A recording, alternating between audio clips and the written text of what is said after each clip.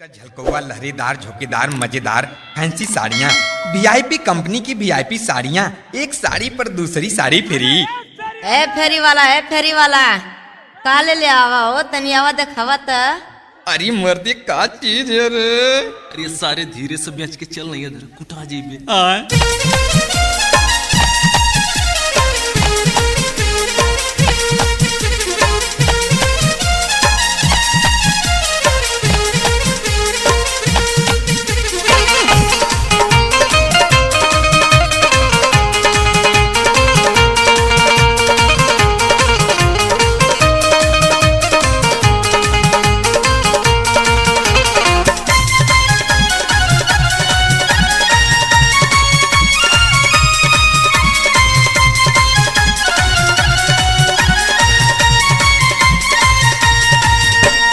झांझर वाली चोली और रेशम वाली कुर्ती गुड़िया के फैला के आगे मले लागल सुरती। झांझर वाली चोली और रेशम वाली कुर्ती गुड़िया के फैला के आगे मले लागल सुरती। एक से एक वीआईपी आइटम देख के मंझौआइल मोल भाव करे के बेया चुनमुनिया बौराइल। सौदा ऐसन दिखा दिहल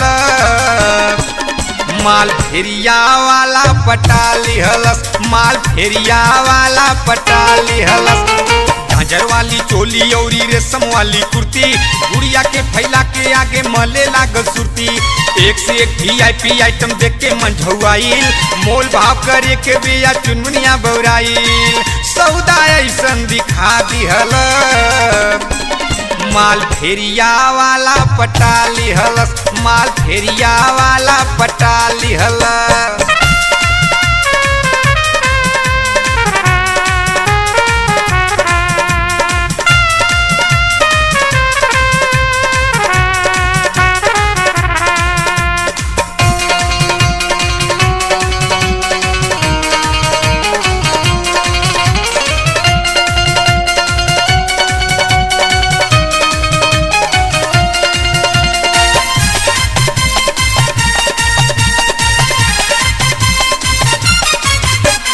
कहेला कि टोके देखा गोरी कैसन माल बा, कहेला कि टोके देखा गोरी कैसन माल बा।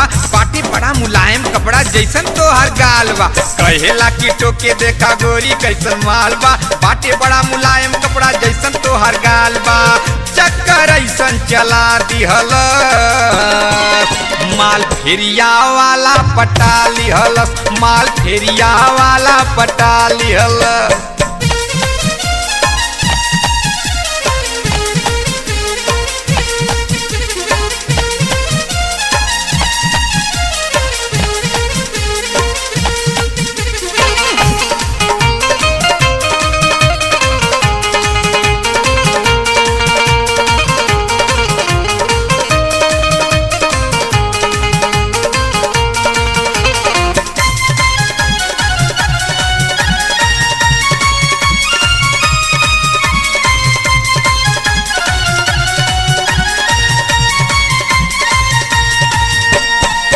धीरे गांव के लड़किन के टोली आई, धीरे धीरे गांव के लड़किन के टोली आइल।